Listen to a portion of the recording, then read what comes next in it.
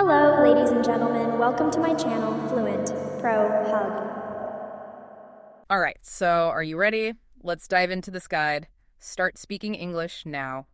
We're going to pull out the best stuff to help you start speaking more confidently. Yeah, we're going to skip over all that generic stuff that you hear all the time and get down to, the real stuff. Yeah, so right away, this guide talks about this English bubble thing, like when people talk about like a French bubble when they're learning French. Oh, yeah, so you basically surround yourself with English. Right, but how do you even do that without feeling like you're back in school, just like memorizing tons of words? Well, the guide actually says it's really important to enjoy it. Okay. So they say, use movies, music, and podcasts, things that you already like, but just in English. Okay. And the most important thing is consistency, Like, if you consistently expose yourself to language, your brain kind of just starts picking things up. Oh, wow. So like a baby learning its first language? Exactly, yeah. They're not like, studying flashcards, right? They just absorb everything. Right. Okay, so instead of watching a boring documentary, you could just put on your favorite TV show with English subtitles or listen to a podcast about, something you like. Yeah, absolutely. Okay, that makes more sense. And the cool thing is, you're not just passively listening, you're actually training your brain to recognize sounds, the rhythms and the intonations. Oh, okay, I see. Yeah. So it's not just about understanding the words, it's how to actually use them, right? Exactly, yeah. Okay, that makes it feel a little bit more doable, but how do we get past translating everything in our heads all the time? I know, right? It's so tiring. Exhausting. Yeah, the guide calls it the translation trap Okay. because it slows you down when you're speaking. It's just not efficient. Right, yeah. So they actually suggest that you should just start thinking in English. Wait, hold on. Thinking in English, how do you even start with that? Yeah, just start small. Okay. So instead of mentally labeling that delicious looking apple as whatever it is in your native language, just think apple. Oh. Describe what you're doing throughout the day, even if it's just I'm opening the door or, I'm making coffee. Wow, so it's you're narrating your own life, but in English. Yeah, Yeah. exactly. Okay. It might feel weird at first, but the more you do it, the easier it gets. I'm willing to give it a shot. Yeah. Okay, let's move on to vocabulary because, oh my gosh, I get overwhelmed just thinking about all those lists of words that you have to memorize. I know, right? It's too much. Yeah, but the good news is the guide, really emphasizes that you don't have to memorize the whole dictionary. Okay, that's good. They suggest focusing on everyday vocabulary, so the words you'd actually use in conversations. Okay. So aim for something like 5 to 10 new words each day and write them down. Okay. But this is the most important part. Actually use them right away in sentences. Oh, so it's not just knowing the word, it's actually knowing how to use it. Exactly. Yeah, because there's a difference between passive vocabulary, when you see a word on a menu and you kind of know what it means, Right. and then active vocabulary, where you can actually pull it out of your brain and use it when you're talking to someone. Right, yeah. So think about a word like delicious.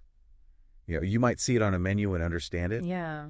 but can you actually use it in a sentence, when you're talking about how good your food is? That's the goal. Oh, okay. So next time I have a really good meal, I'm not just going to be that's good. I'm going to be wow, this is delicious. There you go. Exactly. Okay, that's a great tip. But what about pronunciation? I feel I'm always going to have an accent. Well, I mean, accents are totally normal, Yeah. everybody has one. And it doesn't mean you can't speak fluently. Right. The guide says that the main goal is to communicate clearly, not to sound exactly like a native speaker. Oh, okay. Yeah. So don't worry too much about getting rid of your accent completely.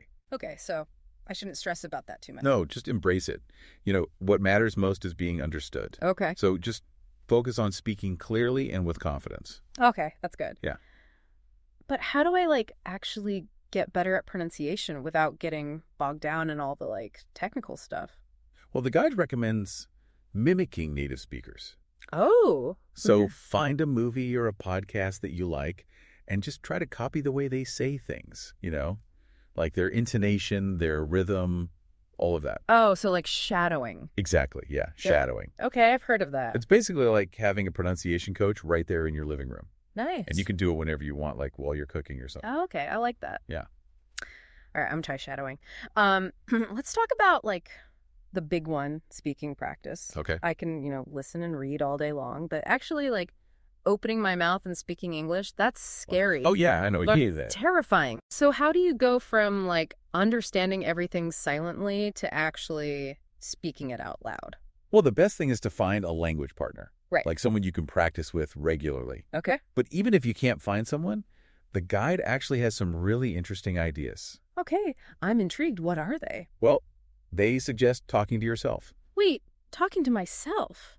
Right. Really? Like, does that actually work? Yeah, it might sound kind of strange, but it's actually a pretty good way to, like, get used to making sentences and, saying your thoughts out loud. Okay, I see what you mean. And the best thing is, like, you can't really make mistakes because it's just you. Okay, so it's like a little, like, private practice session before you actually have to talk to anyone? Right, exactly. Okay, but what about when, like, you just completely blank and can't remember a word? Yeah, that happens. Like, what do you do then? So the guide suggests using a technique called circumlocution. Circumlocution. Okay, that sounds a little complicated. Yeah, it's a big word. What is that? So basically it means talking around a word you don't know. Oh, okay. So, like, let's say you forget the word refrigerator. You could say something like the cold box where we keep food. Oh, so you just kind of describe it. Yeah, Excellent. exactly. That makes sense. And that actually makes you think more creatively and come up with different ways to say things, which is really good for improving your communication skills. So we've got shadowing, talking to ourselves, describing things. Yeah. Any other, like, unusual tips from the guide? Well, they also talk about recording yourself. Oh, like recording yourself speaking English? Yeah, and then listening back to it. Oh, okay. I could see how that would be helpful, but isn't that kind of, like, awkward? It might be at first, yeah, but it's actually super useful because you can hear, like, your pronunciation and how fluent you sound. Right. And you can even, like, notice if you're making any grammar mistakes. Okay, that's a good idea. I'll give it a try. Okay, cool. Now, the guide mentions this, like, 30-day plan to get started. Is that like one of those super intense restrictive plans? No, not at all, actually. Okay, good. It's more about, like, being consistent. Okay. So think of it more like gradually getting better, not like trying to do everything all at once. Okay, that sounds good. Yeah. So what does this plan, like, actually involve? So the first week is all about, like, immersing yourself in English. Okay. So listen to podcasts, watch movies, try to understand basic conversations. Okay. The idea is to, like, get familiar with the sounds and the rhythms of the language. So, like, dipping your toes in the English bubble and getting comfortable. Exactly. Yeah. And remember, it's not just about, like, passively listening. Right. Try to actively engage with the language. Like, name things around you in English, think about your day in English, that kind of thing. So, like, active immersion. Right. Okay. Then in week 2, you start actually speaking out loud. Okay. Start with, like, simple sentences, have those conversations with yourself, repeat things that you hear native speakers saying, focus on your pronunciation. Okay, so baby steps. Exactly. Yeah. Right. What about week 3? Week 3 is all about, like, ramping up the speaking practice. Okay. So if you can, find a language partner and try to talk to them, even if it's just for a few minutes each day. Right. And if you can't find a partner, just keep recording yourself and listening back to it and, try to figure out what you can improve. Okay, so, like, consistent practice is really key. Yeah, exactly. All right, what about the last week, like the grand finale? Week 4 is about pushing yourself a little further. Okay. So try to have longer conversations, describe your day in more detail, talk about your thoughts and opinions, and try to, like, speak with fewer pauses. Okay. So it's all about becoming more fluent and confident by practicing consistently and challenging yourself. Yeah, that makes sense. It's kind of like working out, Mm-hmm. You start with lighter weights and then you gradually lift heavier ones. I like that, yeah. But what if, like, life happens and you miss a day or two? Oh, it's totally fine. Don't worry about it. Okay. Like, the guide really stresses that it's more important to be consistent than to be perfect. Okay, I like that. Consistency over perfection. Exactly. Because life happens. And it's totally normal to have days where you just can't do everything. Right. The main thing is just to get back on track as soon as you can. Okay, that's good to know. Yeah. So this plan sounds pretty comprehensive, but does it really, like, make a difference? Well, the guide says that even just 15 to 30 minutes a day can make a huge difference over time. Wow. They even compare it to exercise, Yeah, The more you do it, the stronger you become. I like that analogy. Yeah, so instead of feeling overwhelmed by this huge task of learning English, you can just focus on doing a little bit every day, like a little workout. Okay. Yeah, I like that. That makes me feel more motivated. Good. But let's be honest, learning a language can be like a roller coaster. Some days you feel like you're making progress, and then other days you feel like you're just stuck. Oh, I know. So how do you stay motivated and not give up when those, like, slumps hit? Yeah, the guide has some really good advice on that, too. They say it's really important to, like, celebrate the small wins. Oh, okay. Yeah, so instead of, like, focusing on how much more you have to learn, Right. you should try to, really acknowledge how far you've already come. Okay, yeah. Like, remember when you first tried to say hello in English? It was probably a little awkward. Oh, yeah, probably. But look at you now. You can have whole conversations. That's true, yeah. So, yeah, it's really easy to, like, get caught up in what we still can't do and forget about all the progress we've made. Yeah, that's a good point. So maybe like keeping a little journal or something where you write down your achievements, even the small ones, could help you stay motivated. Yeah, like a little victory log or something. Exactly. Yeah, I like that.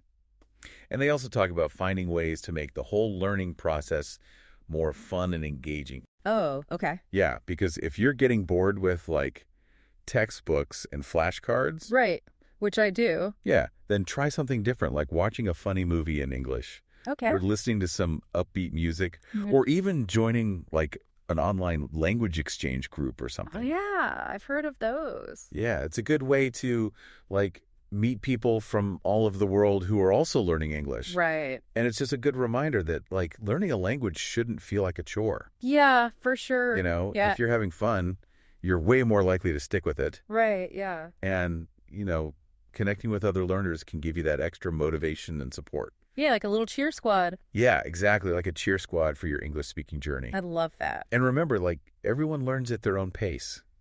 Right, So don't compare yourself to others. right. Just focus on your own journey and celebrate your own achievements. Yeah, that's really important because it's so easy to get discouraged when you see other people who seem like they're, learning faster than you. Yeah, but everybody has their own like unique learning style and their own pace. Right. So the important thing is that you're moving forward, even if it's just, one tiny step at a time. Yeah, absolutely. And don't forget, like, the whole point is to be able to communicate effectively. Right. It's not about being perfect. Okay. So just, embrace those mistakes, laugh at yourself a little bit, and keep practicing. I love that. Embrace the mistakes. Yeah, it's all part of the process. Okay. It's not about being perfect. It's about being able to, like, connect with people, express yourself, and experience the world in a new way. Yeah, absolutely. And think about all the amazing things that you can do when you can speak English confidently. Yeah, like traveling to different countries. Exactly. Making new friends from all over the world. Right, and maybe even like new job opportunities. Yeah, the possibilities are kind of endless. Yeah, that's really exciting. It is. Yeah. Okay, so as we wrap up this deep dive into Start Speaking English Now, I feel like really motivated. Yeah. It's not about like magically becoming fluent overnight. No, definitely not. It's about taking those small steps every day, being consistent and enjoying the journey. Yeah, that's a great way to put it. Yeah. And remember, you don't have to wait for like the perfect moment to start. Right. You can literally start right now, today. That's true. Yeah. So what are you waiting for? All right. Before we go, I'm curious, what was your favorite takeaway from this guide? Like, what's one small thing that you're going to try out today? Share your thoughts in the comments below, and let's keep this conversation going. Until next time, happy speaking.